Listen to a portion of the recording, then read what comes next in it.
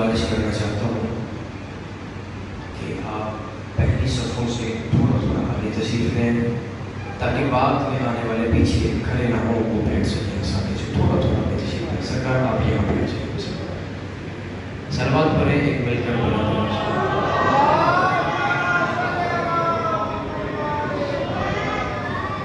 نعرہ تکبیر.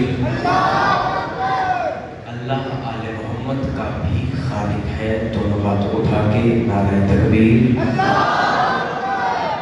یہ والا پنڈال بھی ہاتھ دونوں اٹھائے گا. نعرہ تکبیر. نعرہ رسالت.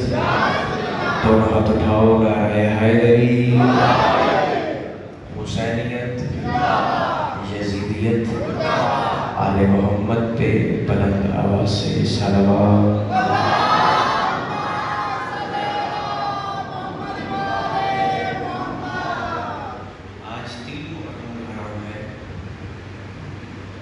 جو آیت تنویر شاہ جی آج موضوع سخن قرار پائی ہے وہ آیت مجیدہ سورہ مبارکہ نساء سے آیت نمبر 48 ہے. چونکہ یکم محرم الحرام سے گفتگو کرتا آ رہا ہوں. آج 30واں دن ہے.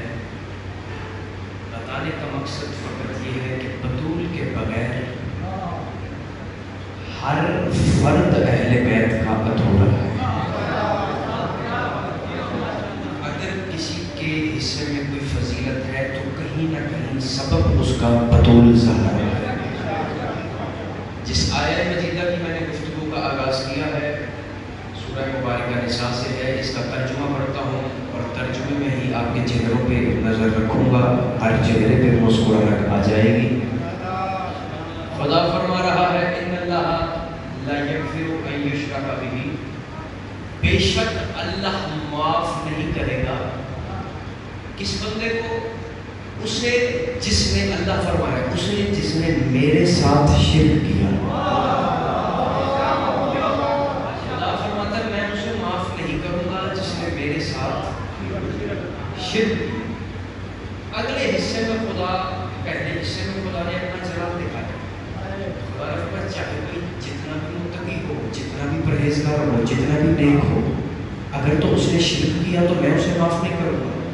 آیت کے اگلے ہی حصے میں سورہ نساء کی اس آیت میں پروردگار نے رحمت پروردگار نے پھر سے جوش مارا. خدا نے اپنی نرمی دکھائی. خدا نے کہا وَيَغْفِرُ مَا دُونَ ذَلِكَ لِمَن يَشَاءُ. لیکن وہ پھر بخشا بھی جا سکتا ہے اگر میری مشیت چاہے.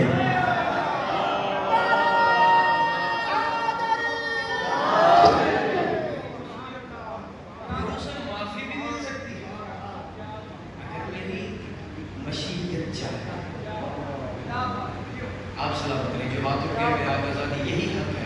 خدا کی قسم آغاز میں یہی حق ہے. اسی طرح سے ہاتھ اٹھا کے آل محمد سے خیرات ہر کسی کو وصول کرنی چاہیے. اور یہ جو آپ ہاتھ اٹھا کے داد دیتے ہیں یہ خدا کی قسم ہمیں داد نہیں ہوتی. یہ اس موقف کی تائید ہوتی ہے جو منبر سے بیان کیا جا رہا ہے. ہر بندہ ہاتھ اٹھا کے یہ بتاتا ہے آل محمد کو ثبوت اور گواہی دیتا ہے کہ ہم آپ کے ساتھ ہیں. ہم اس موقف کی تائید کرتے ہیں. تو کوشش کریں سب ہاتھ اٹھایا کریں. آگے والے نے ہمیں مجمع نے ہمیں پڑھانا ہوتا ہے پیچھے والوں نے سننا ہوتا ہے. اب تھوڑی تھوڑی چلیں. خدا نے فرمایا میں معاف نہیں کروں گا جس نے شرک کیا. ہاں لیکن اس کے بعد پھر بخشش ہو سکتی ہے. لیکن پھر فیصلہ میں نے نہیں کرنا. پھر فیصلہ میری مشیت کرے گی. آپ نے میں نے سب نے آج تک تنویر شاہ جی یہی سن رکھا تھا کہ حرف آخر فیصلے کا اختیار توحید کے پاس ہے. حرف آخر فیصلہ بارگاہ الہیہ سے آتا ہے. جو توحید فیصلہ کر دیتی ہے اس میں رد و بدل نہیں ہو سکتا. لیکن یہاں اس آیت میں اللہ اپنی بارگاہ کے بعد ایک ایسی دہلیز دکھا رہا ہے. خدا فرما رہا ہے فیصلہ تو میں کروں گا لیکن رحم کی اپیل کہیں اور سنی جائے گی.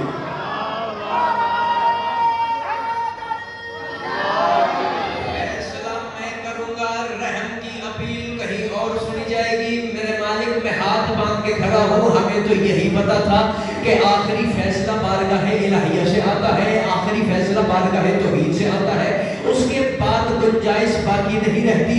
تو نے کہہ دیا ان اللہ لا یغفر ان یشرک بہ، میں معاف نہیں کروں گا جس نے شرک کیا. ویغفر ما دون ذلک لمن یشاء، لیکن بخشا بھی جا سکتا ہے اگر میری مشیت چاہے.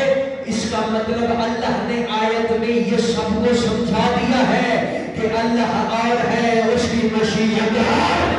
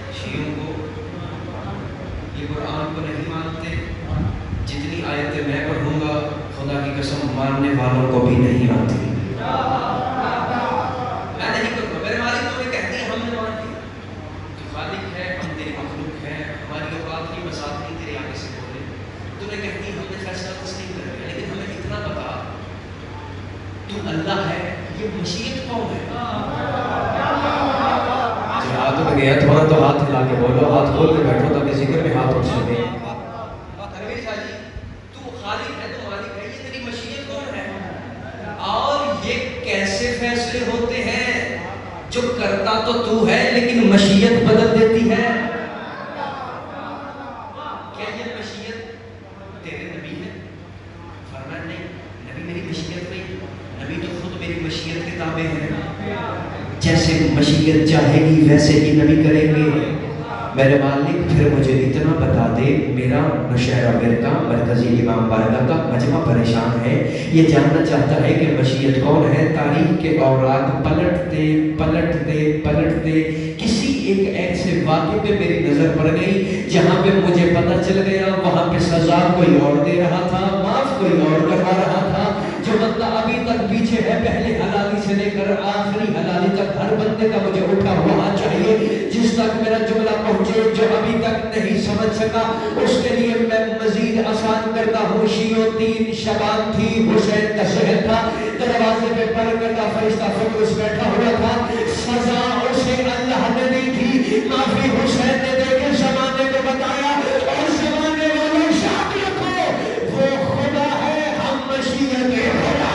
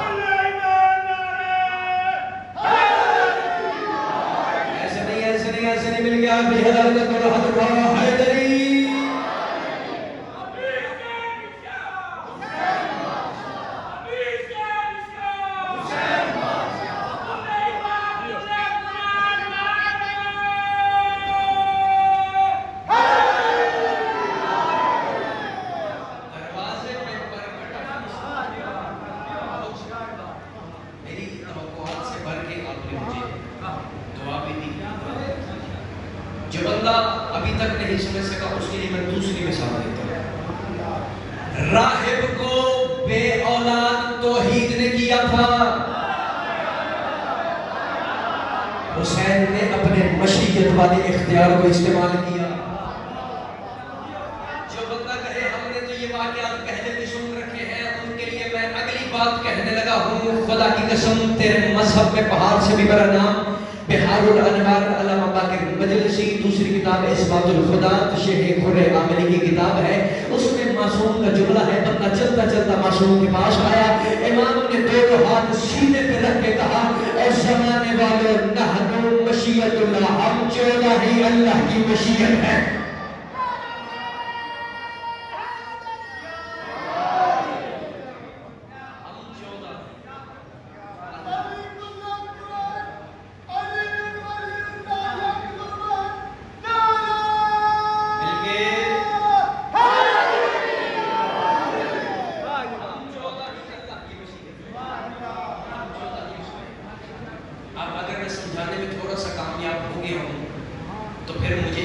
ترجمہ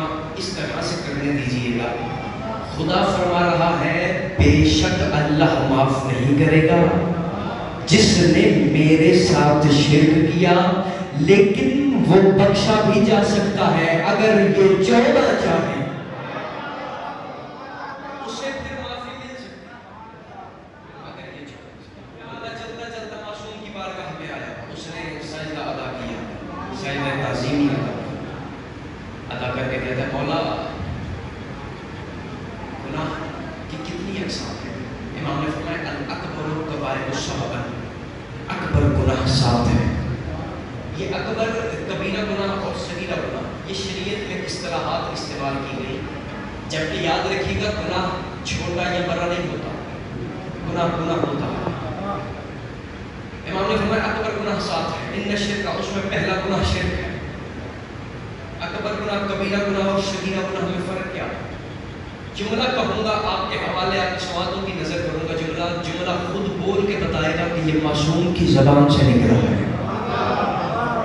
امام نے فرمایا گناہ چھوٹا بڑا نہیں ہوتا، کبیرہ گناہ اور صغیرہ گناہ میں فرق یہ ہے جو گناہ کرنے کے بعد ضد باقی رہے کہ یہ دوبارہ سے ہو وہ کبیرہ گناہ ہے،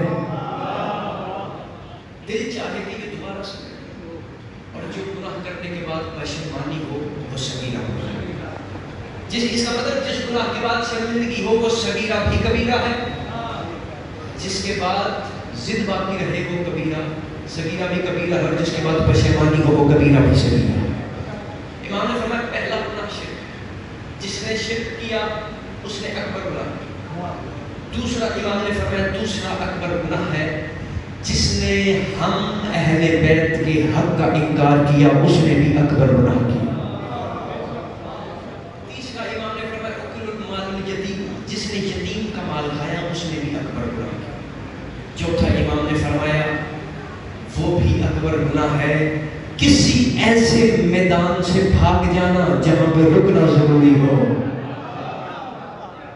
ایسے میدان سے بھاگ جائے گویا اس نے بھی اکبر گناہ۔ اگلا جملہ جو معصوم ہے قاسم المحسنات، امام نے فرمایا کسی پاک دامن عزت دار خاتون پہ تہمت لگانا یہ بھی اکبر گناہ ہے، کبیرہ گناہ ہے۔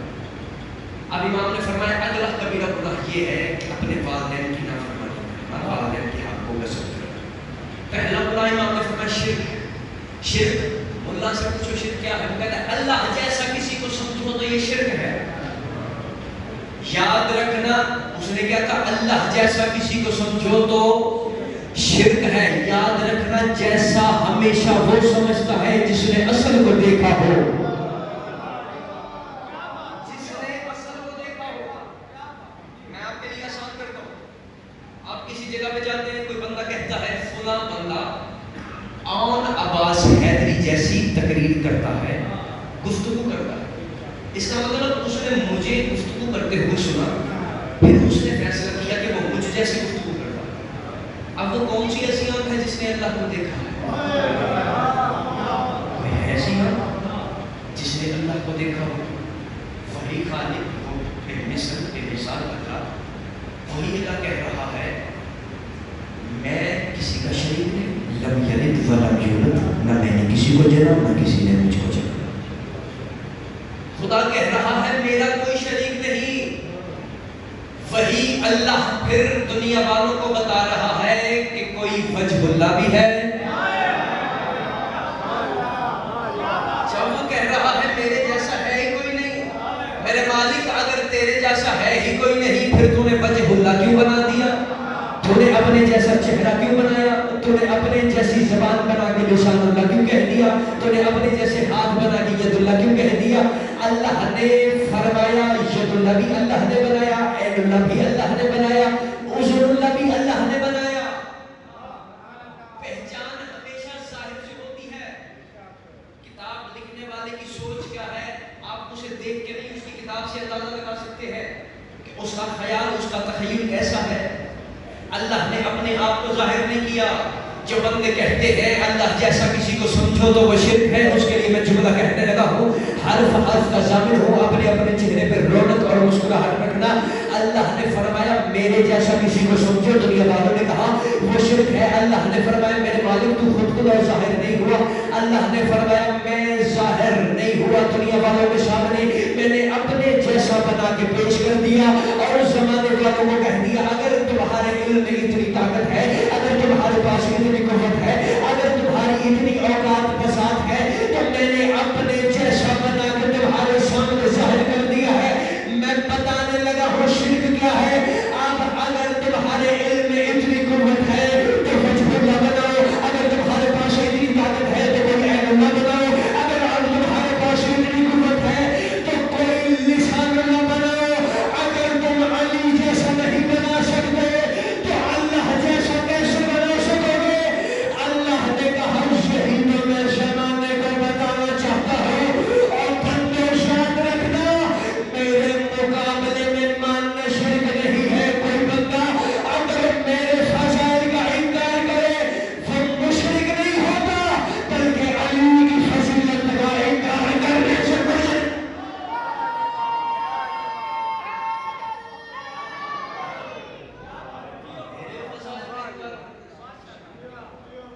جس نے علی کا انکار، رسول کافی میں معصوم کا فرمان ہوا میرے جانے کے بعد جس کا ذرا ہاضمہ خراب ہونے والا ہے، امام کا فرمان ہے جس نے علی کی ولایت کا انکار کیا گویا اس نے شرک کیا۔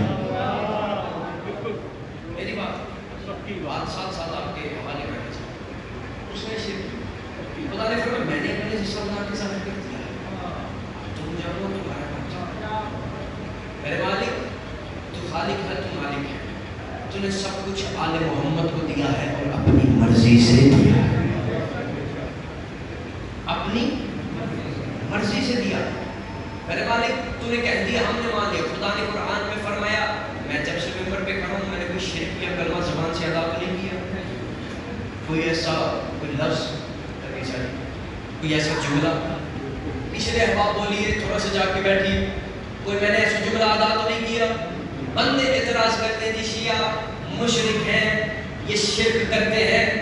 خدا قرآن میں فرما رہا ہے وَقُلِ الْحَمْدُ لِلَّهِ الَّذِي لَمْ يَتَّخِذْ وَلَدًا وَلَمْ يَكُنْ لَهُ شَرِيكٌ فِي الْمُلْكِ وَلِيٌّ مِنَ الذُّلِّ وَكَبِّرْهُ تَكْبِيرًا۔ خدا فرما رہا ہے اے حبیب کہہ دیجئے تمام تعریفیں تمام حمد و ثنا اس اللہ کے لیے کہ جس کا کوئی شریک نہیں، جس کا کوئی شریک نہیں۔ اور خدا فرما رہا ہے وَقُلِ الْحَمْدُ لِلَّهِ الَّذِي لَمْ يَتَّخِذْ وَلَدًا وَلَمْ يَكُنْ لَهُ شَرِيكٌ فِي الْمُلْكِ، اور میرے ملک میں میرا کوئی شراکت دار نہیں ہے۔ میرے ملک میں خدا فرما رہا ہے سارا ملک میرا ہے، جتنی کی جتنی چیزیں میرے ملک میں ہیں وہ ساری کی ساری میری ہیں۔ یہی تو وجہ ہے امام کے پاس بندہ چلتا چلتا آیا، اس نے کہا مولا آج تک بندے اللہ کو پہچان ہی نہیں سکے، اب پہلے حلالی سے لے کر آخری حلالی تک ہر چہرے پہ میری نظر ہے، اللہ کو پہچان نہیں سکے۔ اس کی وجہ کیا ہے؟ اگر تم نے آج اپنی قوم کے بچوں کو اس ذکر میں آنے سے نہ روکا ہوتا تو انہیں بھی پتہ چل جاتا کہ اللہ کسے کہتے ہیں۔ امام نے فرمایا لوگ اللہ کو نہیں پہچان سکے، دراصل اس کے پیچھے وجہ یہ ہے لوگوں نے اللہ کو صفات سے پہچانا ہے، لوگوں نے اللہ کو ذات سے نہیں، لوگوں نے اللہ کو صفات سے پہچانا ہے۔ جو جو صفت اللہ کی ظاہر ہوتے گئی زمانے والے پہچانتے گئے یہ بھی اللہ ہے، یہ بھی اللہ ہے، یہ بھی اللہ ہے، یہ بھی اللہ ہے۔ جو جو صفت اس کی ظاہر ہوتی گئی زمانے والے پہچانتے گئے یہ اللہ ہے۔ زمانے والوں نے سمجھ لیا کہ جو بارش برسائے اسے اللہ کہتے ہیں، جو سورج طلوع کرے اسے اللہ کہتے ہیں، جو چاند کو غروب کرے اسے اللہ کہتے ہیں، جو بجلی چمکائے اسے اللہ کہتے ہیں، جو بچے کو پیدا کرے اسے اللہ کہتے ہیں۔ امام فرماتے ہیں زمانے والوں نے جن نشانیوں سے اللہ کو تلاش کیا ہے وہ ایک بھی کام اللہ خود نہیں کرتا، اس کے لیے اللہ نے فرشتے رکھے ہیں، فرشتے ہوا چلاتے ہیں، فرشتے بارش برساتے ہیں، فرشتے رزق تقسیم کرتے ہیں اور اسرائیل روح قبض کرتا ہے۔ امام فرماتے ہیں اور جتنے فرشتے یہ کام کرتے ہیں وہ علی کے در پہ کبھی نوکر بن کے آتے ہیں، کبھی فرش بن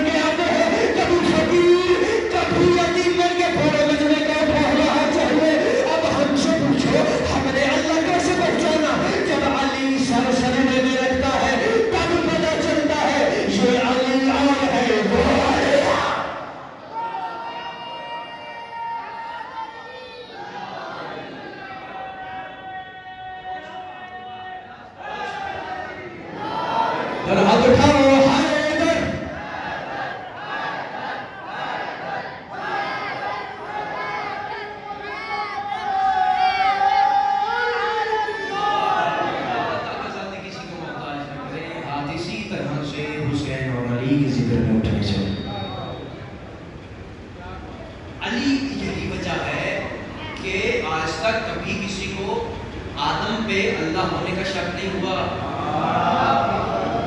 آج تک کبھی کسی کو خدا پہ آدم پہ خدا ہونے کا گمان نہیں ہوا. میں یہاں پہ آپ کا معیار سماعت دیکھ کے وہ جملہ کہنے لگا ہوں جو کہ میں نے خطابت کی پوری زندگی میں صرف ایک مرتبہ پڑھا ہے. آقا زادے نے کتنی خیرات میرے حصے میں رکھی. یہاں آپ کے عقیدے دیکھ کے دوسری مرتبہ ممبر پہ کھڑا دوسری مرتبہ پڑھنے لگا ہوں اور آپ کے معیار سماعت کو دیکھنے لگا ہوں. آپ پہ اعتماد کر کے جملہ کہہ رہے ہیں. امام ساری زندگی مسجد کوفہ میں ممبر عزیز پہ کہتے رہے زمانے والوں میں خدا نہیں ہوں, مجھے خدا نہ کہو. کسی نے نوح کو خدا نہیں کہا, کسی کو ابراہیم میں خدا ہونے کا گمان نہیں ہوا, کسی کو اسماعیل و اسحاق یعقوب یوسف موسیٰ عیسیٰ نبی میں, حتیٰ کہ علی پہ آ کے بندے رک گئے. محمد تک کسی کو بھی خدا ہونے کا گمان نہیں ہوا. یہی وجہ ہے کہ سب سے زیادہ توحید پہ خطبے میرے علی نے دیے ہیں. بندے اکٹھے ہو کے علی کے پاس آ گئے. علی جب بھی خطبہ دیتے تھے لوگ کہتے تھے علی تو اللہ ہے, علی تو اللہ ہے. اسی وجہ سے علی فوراً سر سجدے میں رکھ کے بتاتے تھے یہ علی اور ہے وہ علی.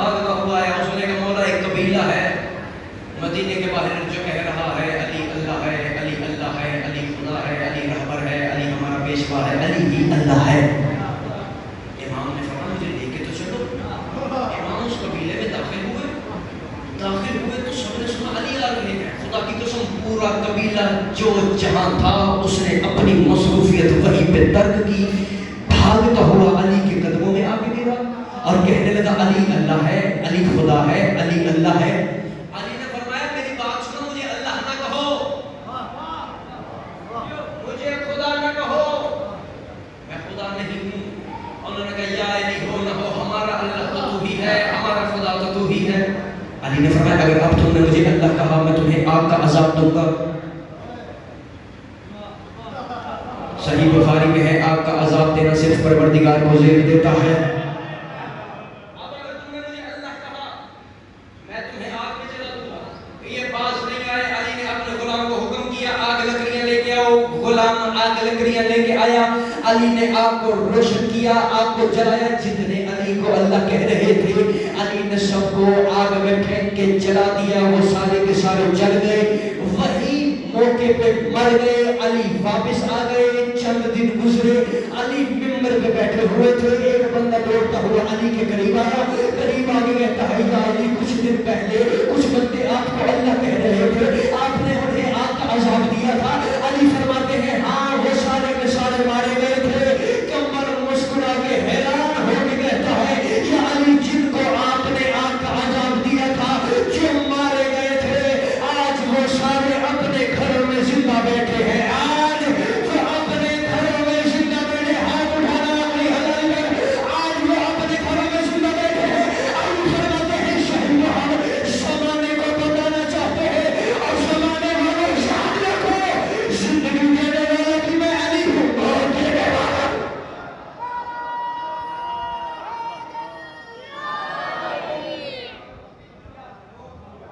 یہ وہ اختیار ہے جو اللہ نے اپنی مرضی سے علیہ محمد. اس کا قطعی طور پہ یہ مطلب نہیں ہے علی نے ہمیشہ توحید کا پرچہ اٹھایا.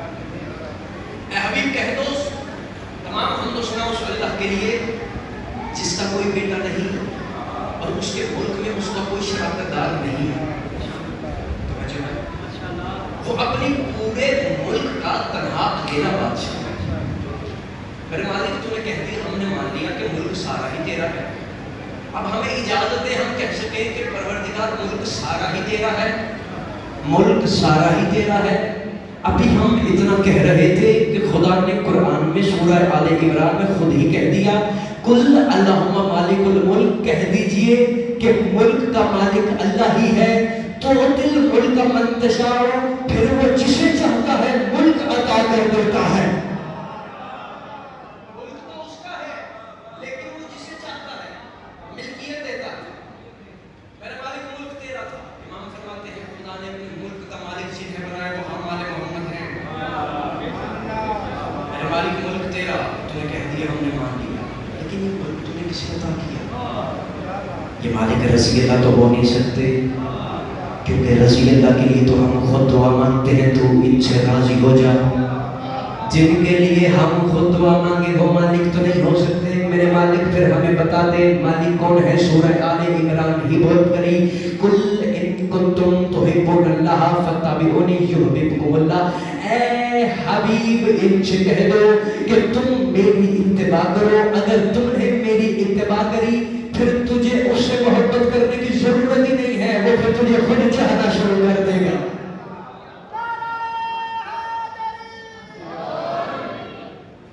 محبت کرنے کی کیا ضرورت ہے؟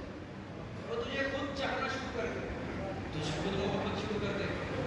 میرے مالک ملک تیرا ہے، ہم میرا، مالک تو ہے، ہمیں بارش تو ہے، خالص کر میں تو نے اپنی مرضی سے دیا آل محمد، ہماری اوقات نہیں، بس آپ نے پوچھا کیوں دیا؟ میرے مالک یہ جنت تیرے ملک میں ہے؟ اس نے کہا ہاں میرے ملک میں ہے۔ جنت کا وارث کون؟ خدا نے فرمایا میں۔ مالک کون؟ اس جملے پہ جاگنا جو بندہ ابھی تک نہیں بولا، خدا کی قسم گنگا ہے وہ بندہ جو ذکر میں آگے اب بھی نہ بول سکے۔ بندہ وہ بولے جس کی رگوں میں علی کی محبت لہو بن کے دوڑ رہی ہے۔ میرے مالک جنت تیری ہے، جنت کا وارث تو ہے۔ اس نے کہا ہاں وارث میں ہوں۔ پھر اللہ نے خود ہی قرآن میں سورہ دہر میں فرما دیا وَجَزَاؤُهُمْ بِمَا صَبَرُوا جَنَّةً وَحَرِيرًا، خدا نے فرمایا میں نے ان کو صبر میں دے دی ہے یہ جنت، اور میں نے ان کو صبر میں دے دی ہے یہ جنت۔ یہ دنیا کا دستور ہے، جو گھر کا مالک ہو گھر کی چابی اس کے پاس ہوتی ہے، تیری جیب میں ہوگی لیکن جنت کی چابی حسنین کے ہاتھوں میں۔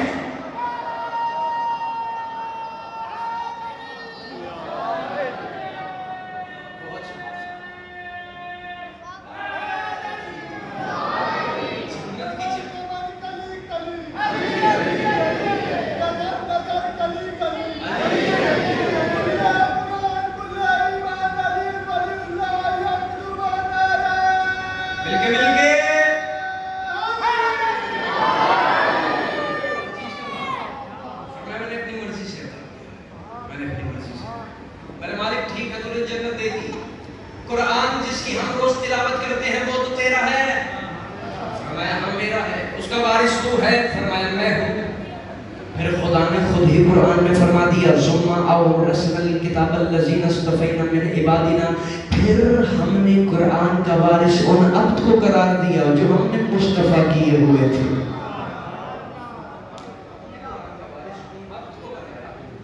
اس کا مطلب اس نے ملک بھی دے دیا، جنت بھی دے دی، قرآن بھی دے دیا۔ ملک اور جنت دینے سے زیادہ مشکل تھا قرآن کا وارث کرنا، کیونکہ قرآن ہے توحید کی گفتگو۔ میں اپنا موبائل کسی کو بیچ سکتا ہوں، میری باہر گاڑی کھڑی ہے، میں وہ کسی کو دے سکتا ہوں، سیل کر سکتا ہوں، لیکن میں ایسا نہیں کہہ سکتا کہ جو میں کہوں گا میں نہیں کہوں گا وہ یہ کہیں گے۔ اسے اتنا اعتماد تھا اس گھر پہ، اس نے کہا آج کے بعد میری گفتگو بھی نہیں، اب جو میں کہوں گا میں نہیں کہوں گا، گفتگو تو میری ہوگی، بولنے والی زبان آل محمد کی ہو۔ اتنا اعتماد تھا اسے۔ میرے مالک تو نے سب کچھ ان سے چھین لیا، دشمنان آل محمد سے سب کچھ آل محمد کو دے دیا، کچھ تو توحید پرستوں کے پاس رہنے دے۔ میرے مالک یہ جو زمین ہے جس پہ ہم چلتے ہیں یہ تو تیری ہے، توحید پرستوں کو اتنی تو گنجائش دے دے وہ تیری زمین پہ چل سکے، اگر کے کہہ سکے یہ تو ہمارے اللہ کی ہے، یہاں پہ ہم کہہ سکیں گے یا اللہ مدد، یہاں پہ ہم تنویر شاہی کو سجائی اللہ کو پکار سکیں گے، یہ تو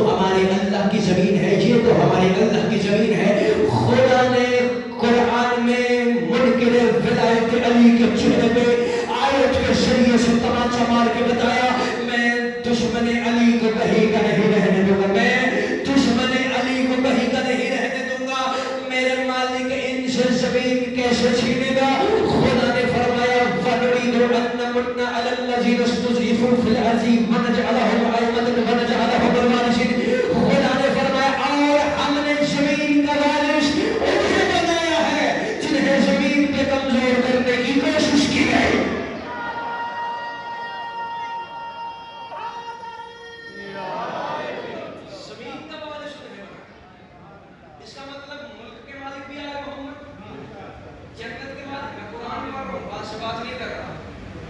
قرآن میں موجود قرآن کا وارث بھی آل محمد. یہ چیز زمین پر چلتے ہیں اس کے وارث بھی آل محمد. ہر چیز اس نے آل محمد کو دے دی. آپ مجھے انصاف سے بتائیے یہ جو ہم کھاتے ہیں کہاں سے نکلتا ہے؟ زمین کا مالک کون ہے؟ سارے مل کے ایک دفعہ پلیز. زمین کا مالک کون ہے؟ یہی تو ہم تمہیں 1400 برس سے بتا رہے ہیں کہ ہم آل محمد کا کھاتے ہیں.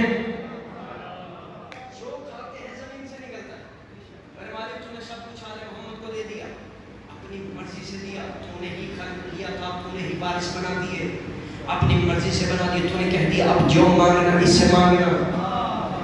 دیتے یہ ہیں راضی میں ہوتا ہوں. اسی وجہ سے امام نے فرمایا تھا جب بھی مانگو ہمارے وسیلے سے مانگو. ہمارے وسیلے سے مانگی ہوئی دعا کبھی رد نہیں ہوتی. بندہ چلتا چلتا امام کی بارگاہ میں آ گیا. اس نے کہا مولا آپ کے وسیلے سے ہم کیوں مانگے؟ امام نے فرمایا بد وقت نہ بن. جب آدم کی دعا قبول ہوئی تب بھی وسیلہ ہم تھے. جب روح کی کشتی پار لگی تب بھی وسیلہ ہم تھے. جب ابراہیم آگ سے زندہ نکل آیا تب بھی وسیلہ ہم تھے. یونس 40 دن مچھلی کے پیٹ میں زندہ رہا تب بھی وسیلہ ہم تھے. یوسف کے کرتے سے یعقوب کو بنائی ملی تب بھی وسیلہ ہم تھے. یوسف زندہ کنویں سے باہر آ گیا تب بھی وسیلہ ہم تھے. امام فرماتے ہیں موسیٰ کا عصا دریا میں رسا بناتا تھا تب بھی وسیلہ ہم تھے. عیسیٰ پتھر سے مردے زندہ کرتا تھا تب بھی وسیلہ ہم تھے. امام فرماتے ہیں جسے آج سارے مسلمان سجدہ کرتے ہیں اگر وہ کعبہ قبلہ بنا ہے تو وسیلہ ہم ہیں. امام فرماتے ہیں بدر کا میدان میں اسلام کا پرچم لہرایا تو وسیلہ ہم تھے.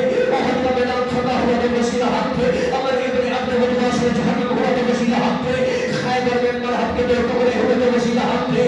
امام فرماتے ہیں اگر غدیر کے مقام پہ محمد کی نبوت بچی ہے تو وسیلہ ہم ہے. اگر محمد کی نبوت بچی ہے تو وسیلہ پورے مجمع کا اٹھا ہوا چاہیے.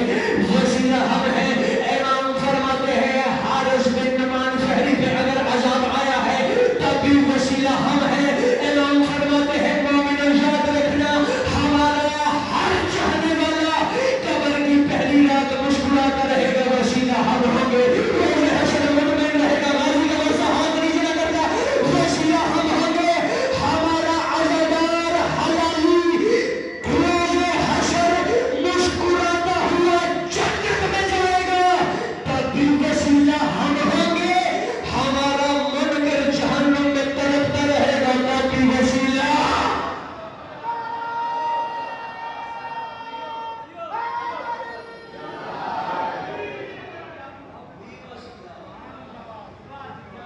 سب کچھ آل محمد کو دے.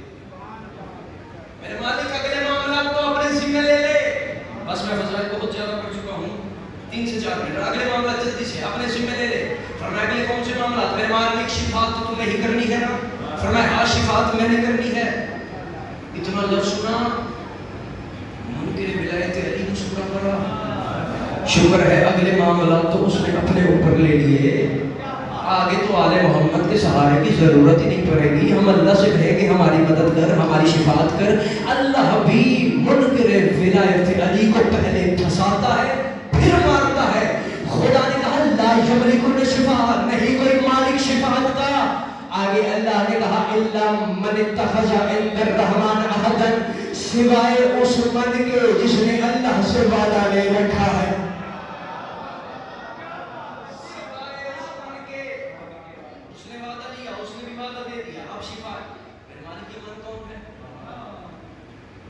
تیرے کسی نبی کو کہتے ہیں من میرا نبی نہیں. میرے مالک یہ پھر شفاعت کس من نے کرنی ہے؟ فرمائیں یہ توحید کا طریقہ کار ہے. میں ہمیشہ صفات بتاتا ہوں نام ظاہر نہیں کرتا نشانیاں بتاتا ہوں. یہ اب من تمہیں خود ہی تلاش کرنا پڑے گا. میں تو آیت پڑھ کے پریشان ہو گیا. میں مایوسی کے عالم میں چلتا چلتا قرآن کی دہلیز پہ آیا. میں نے قرآن کی دہلیز پہ آ کے دستک دی. میں نے کہا اب یہ من تلاش کرنا ہے. یہ من کہاں پہ ملے گا؟ قرآن کی آیت کا در کھلا. ایک آیت نے سر اٹھایا. اس نے کہا میرے اندر ایک من چھپا ہوا ہے, اس میں سے تلاش کر سکتے ہو تو کر لو, ہو سکتا ہے اسی من نے شفاعت کرنی ہو. میں نے کہا وہ کون سا من ہے؟ قرآن کی آیت بول پڑی یوم اذن لا تنفع الشفاعة الا من اذن له الرحمن ورضي له قولا. ایک دن آئے گا کہ تمہیں کوئی چیز فائدہ نہیں دے گی سوائے اس من کے جسے اللہ نے اجازت دے رکھی ہے, سوائے اس من کے جسے اللہ نے اجازت دے رکھی ہے. میرے مالک تو نے پھر سے من کہہ دیا. ہمیں کیسے پتا چلے گا یہ من کسی نبی کو کہتے ہیں, یہ کسی ولی کو کہتے ہیں, ہم نے کس کے دروازے پہ جانا ہے؟ ہمیں بتا تو صحیح. میں چلتا چلتا قرآن کی دہلیز پہ آیا. میں نے قرآن سے کہا تو ہے علی کا قصیدہ, میں ہوں علی کا نوکر. پہ آیا حسین کی دہلیز پہ, میں ہوں حسین کا عزادار. مجھے پتا وہ من کون ہے. ایک اور آیت نے سر اٹھایا. اس نے کہا میرے اندر ایک اور من چھپا ہوا ہے. آیت پر قل کفی باللہ شہیدا بینی و بینکم ومن عنده علم الکتاب. تیری گواہی کے لیے ایک میں آؤں گا, ایک وہ من آئے گا جس کے پاس کتاب کا علم ہے. میرے مالک تو نے پھر سے من کہہ دیا. نام تو نے بتایا ہی نہیں. فرمایا نام جاننا ہے تو آؤ مکے کے شہر میں, میں تمہیں بتاتا ہوں وہاں ایک من رہتا ہے. میرے مالک مکے کے شہر میں کون سا من رہتا ہے؟ فرمایا آیت پر وَمِنَ النَّاسِ مَن يَشْرِي نَفْسَهُ ابْتِغَاءَ مَرْضَاتِ اللَّهِ. آئے انسانوں میں ایک ایسا من بھی رہتا ہے جو سو کر مرضیاں خرید لیتا ہے, جو سو کر مرضیاں خرید لیتا ہے. میرے مالک ابھی بھی من سمجھ میں نہیں آیا. مجھے بتاؤ من کون ہے؟ فرمایا چہرہ دکھاؤں پہچان جاؤ گے؟ ہاں میرے مالک ہم پہچان جائیں گے. فرمایا پر قرآن کی آیت کل من علیہا فان ویبقى وجہ ربک ذو الجلال والاکرام. ایک دن آئے گا کہ ہر شے فنا ہو جائے گی سوائے اس کے جسے اللہ کا چہرہ کہتے ہیں, سوائے اس کے جسے توحید کا چہرہ کہتے ہیں. میرے مالک مجھے ابھی بھی سمجھ میں نہیں آیا. فرمایا پر ایک اور آیت خدا نے فرمایا من ذا الذی یقرض اللہ قرضا حسنا. اور ایک ایسا من بھی ہے جو توحید کو قرض دیتا ہے, ایک ایسا من بھی ہے جو توحید کو قرض دیتا ہے. میرے پروردگار میرا نشہرہ مردگا مجمع پریشان ہے, یہ دیکھنا چاہتا ہے وہ من کون ہے جس نے شفاعت کرنی ہے, جس نے کوشش کروانی ہے. خدا کی قسم مجمع اس جملے پہ کھڑا ہو کر بھی دان دے تب بھی حق ادا نہیں ہوتا. فرمایا من دیکھنا ہے. ہاں میرے مالک من دیکھنا ہے. فرمایا اپنا مجمع اکٹھا کر لے کے آ غدیر کے میدان میں. میں وہاں پہ بلانے کا ممبر بناتا ہوں. محمد ممبر پہ آ گئے. محمد نے علی کا ہاتھ اپنے ہاتھ میں لیا. سوالات نے پوچھا یا رسول اللہ وہ من کون ہے؟ محمد نے علی کا ہاتھ اپنے ہاتھ میں لیا, بلند کر کے کہا من کل دوبارہ.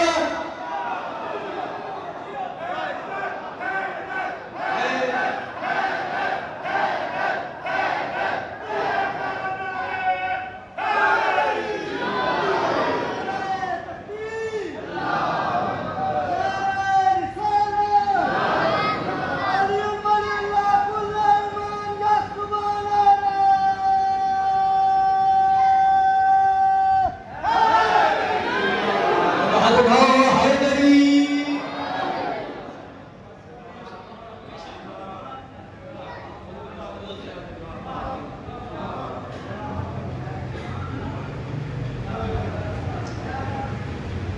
اتنی عظمتوں اور اتنی عزتوں والا گھرانہ ہے. میں مشہور ہوں اور ہمیشہ کہتا رہتا ہوں بہت شکر گزار ہیں ہم ان شیعہ نوجوانوں کے, ان شیعہ بچوں کے اور ان ماؤں بہنوں کے جو عید پہ نیا لباس خرید کر نہیں پہنتے.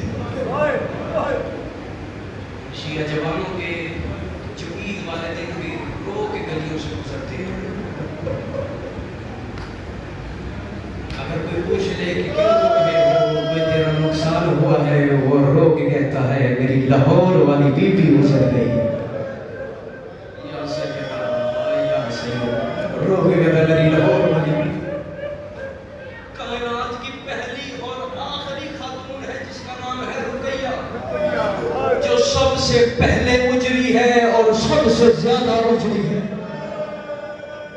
اتنا نقصان ہوا ہے اس بی بی کا. مسلم چلے تھے کوفہ میں حسین کے حکم پہ، تنہا نے اپنے 2 بیٹے ساتھ لے کے کوفے میں آئے تھے. مسلم کوفے میں آئے، کوفے میں اعلان کروا دیا، گھر گھر کی تلاشیاں جاری ہو گئی، ہر گھر کی تلاشی شروع ہو گئی. مسلم گھبراتے ہوئے چلتے چلتے کوفے کے ایک چوک میں پہنچے جہاں ایک دروازے کے باہر ایک بندہ کھڑا تھا. مسلم کے ہاتھ میں 2 بچوں کا ہاتھ تھا. مسلم چلتا چلتا اس شخص کے قریب آیا. اس نے قریب آ کے کہا تو کس نبی کی امت میں سے ہے؟ اس نے کہا میں مدینے والے محمد کا کلمہ پڑھتا ہوں. مسلم کہتا ہے پھر تو تجھے یاد ہوگا کہ یتیموں کے حقوق کیا ہے، پھر تو تجھے یاد ہوگا غریبوں کے حقوق کیا ہے، پھر تو تجھے پتا ہوگا کہ مسافروں کے حقوق کیا ہے.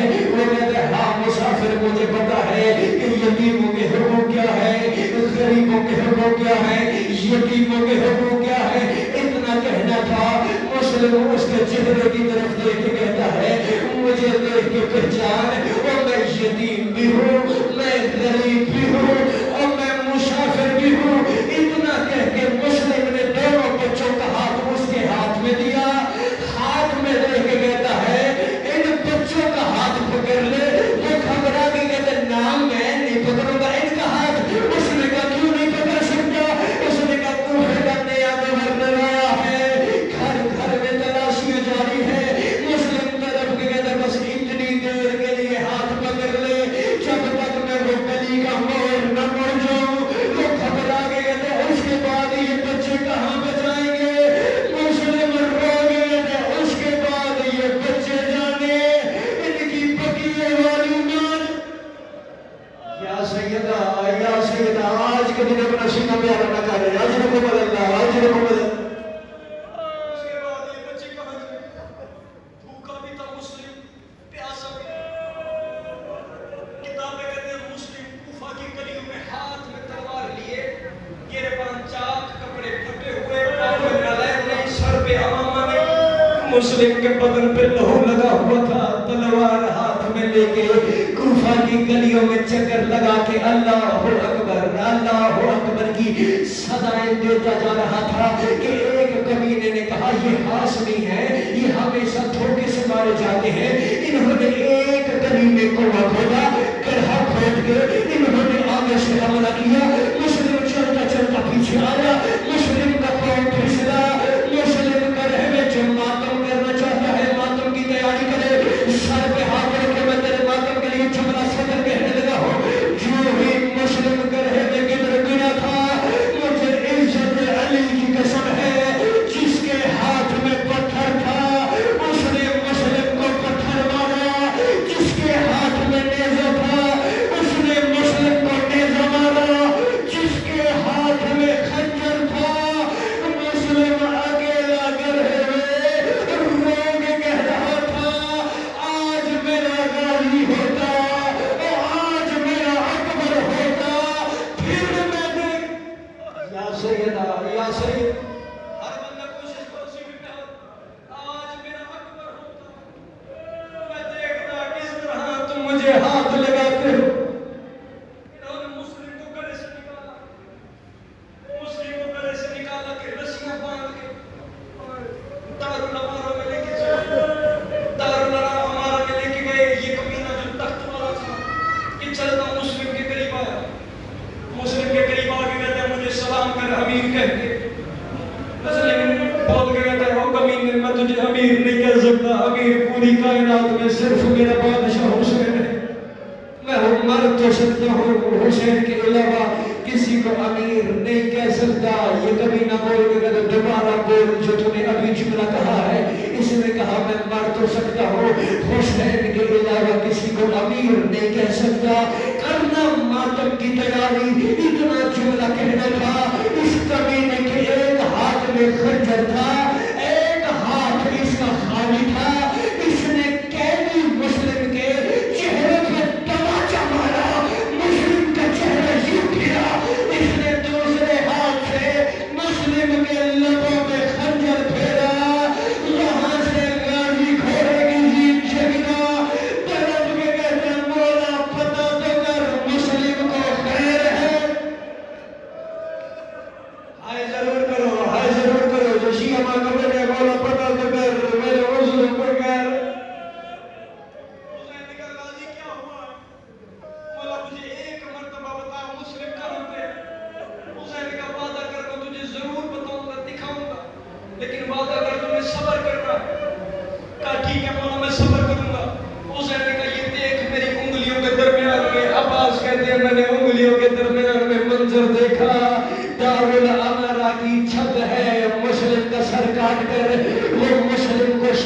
کیا گیا. عباس کہتے ہیں مقتل لکھتی ہے جب مسلم کا سر کاٹا گیا عید والا دن تھا کہ کوفے کے بچے مسلم کے سر کے ساتھ کھیل رہے تھے. تھوڑی دیر کے بعد تابوت لانے کی تیاری کرنا مسلم کے سر کے ساتھ بچے کھیل رہے تھے. مقتل کہتی ہے کوفے کے جس بازار میں کسائی بکرے ڈالا کرتے تھے اس بازار میں انہوں نے مسلم کی لاش کو لٹکایا. عباس طرف گیا تو مولا میری رقیہ بیوہ ہو گئی. یا سیدہ مولا میری رقیہ بیوہ ہو گئی. حسین کہتے کیا دیکھا عباس رو کے کہتے مولا ایک مرتبہ مجھے اس جگہ پہ لے جا جہاں پہ میرا مسلم ہے. تابوت لانے کی تیاری کر رہا میں آخری جملہ پہ مولا مجھے ایک مرتبہ صرف ایک مرتبہ اس جگہ پہ لے جا. اور میں نہ عباس نہ ہمیں جنگ نہیں کرنی ہمیں زمانے کا دین بچانا ہے. عباس رو کے کہتا ہے مولانا ایک مرتبہ بس مجھے اس مقام تک لے جا. عباس کے ہاتھ میں تلوار تھی. تلوار حسین نے اپنے ہاتھوں میں لی. ہاتھوں میں لے کے کہتا ہے عباس کو مخالف کر کے میرے بادشاہ حسین نے کہا تو فاتح کر کے جنگ نہیں کرے گا. میں ابھی تجھے منظر دکھاتا ہوں.